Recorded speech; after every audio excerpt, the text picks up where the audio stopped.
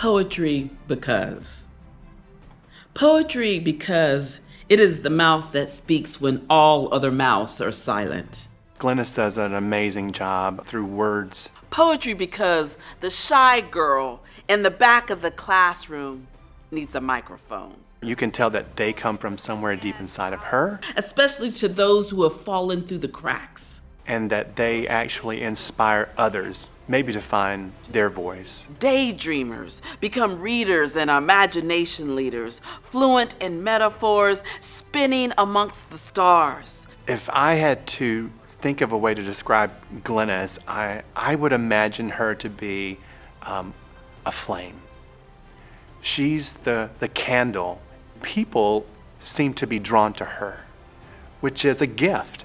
Poetry illuminates the dark, gives power to face fears, battle bullies, and take a stand. Glenis has inspired people around the world with poetry. My first actual meeting with her was when she came to our school district to perform her poetry. The moment that she stood on the stage, she became this artist. Glenis held 800 eighth graders in the palm of her hand and commanded their attention like I had never seen before. Because students lift up and gain an eagle's eye view, they become dot connectors, puzzle masters, piecing head meets heart. I really actually believe poetry found me. I was at Woodmont Junior Senior High School in 8th grade. I had a teacher, Miss Sargent. She's Mrs. Allen now, but she'll always be Miss Sargent to me, who said to us, "You're gonna write 15 minutes every day in your journal." That is what clicked for me. That was the moment that I started shaping and defining myself as a poet, as an artist, and diving deep with poetry. She's just a vibrant personality.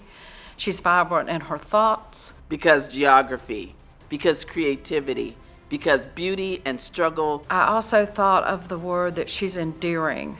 She's someone that once you meet her, even if you meet her for a brief time, she will hold a place in your heart forever. Glenis was a student of mine at Woodmont High School, 1976 through 79, and I taught a poetry unit. I love poetry, and so we just dabbled in a lot of different styles of poetry. Unbeknownst to me, Glenis loved that unit. And years later, I had moved and had a family, and I was in North Carolina. I got a flyer in the mail, and I opened it up, and it said, Glenis Redmond, and I said, there cannot be two Glenis Redmonds. And I pulled the flyer down, and there was her picture. So I sent her a bouquet of flowers, and I said, you probably don't remember me. I was Roberta Sargent at the time, and I taught you at Woodmont High School. And I'm now Roberta Allen. Here's my number if you'd like to chat. She called me, she was so excited, and she told me the story that I had inspired her through that poetry unit. I want to talk about Mr. Jack Candler, my biology teacher.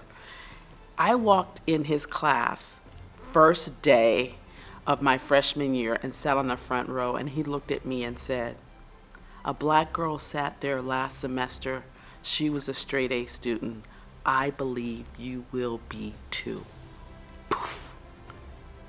It was magic. It's like he was putting a magic wand on me and just shaped my life. But no one had looked at me and said, you are intelligent, you are smart, and I believed him. He shaped the course of who I am and how I teach today, because I know now it only takes a little to say something, to speak wisdom, to speak a path into somebody's life, and to affirm them. Because in our poems, our voices boom as we write. Speak, show up, bloom. Glenis is a cut above. Recognizing that, recognizing what she's done for your school district, I think indicates the worthiness that Glenis brings to being a Hall of Famer in the Greenville County School District.